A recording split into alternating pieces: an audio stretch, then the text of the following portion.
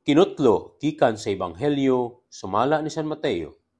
Si Jesus mingon sa iyang mga tinun-an, "Pamati kamo, ako nagpadala kaninyo nga sama sa mga karnero ngadto sa panon sa mga lobo.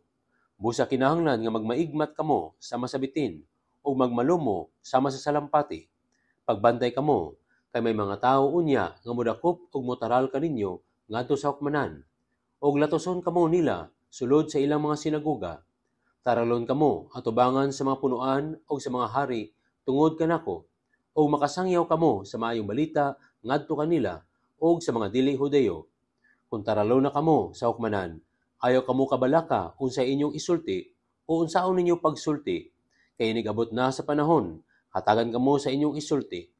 Kaya mga pulong nga inyong unyang isulti, dili inyo, kundili iya sa espiritu sa inyong amahan nga magsulti diha kaninyo.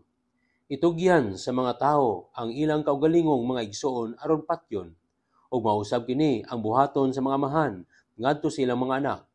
Makigbatok usab ang mga anak sa ilang mga ginikanan ug ipapatay sila sa mga anak. Dumtan kamo sa tanan tungod kanako, apan maluwas ang magpadayon hangtod sa katapusan. Kung lutuson kamo nila sa usa ka lungsod, kagyaw kamo ngadto sa laing lungsod.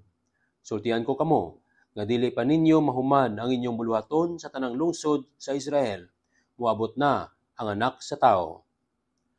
Ang Ebanghelyo sa Ginoo. Pag-ampo.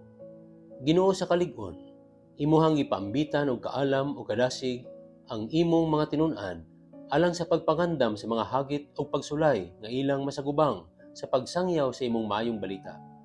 Imo silang gitagaan og kasiguruan nga dili nimo sila pasagdan, nga imo silang ubanan og panalipdan pinagi sa Espiritu Santo. Tagay kami sa kaisog ug kaalam, o Ginoo, nga mamahimo kaming maigmat sama sa mga bitin o magmalumo sama sa mga salampati, nga among matubang ang mga pagsulay o kalisdanan nga may dakong pagsalig kanimo. Nga imo kaming luwason o hupayon pinagi sa Espiritu Santo. Amen.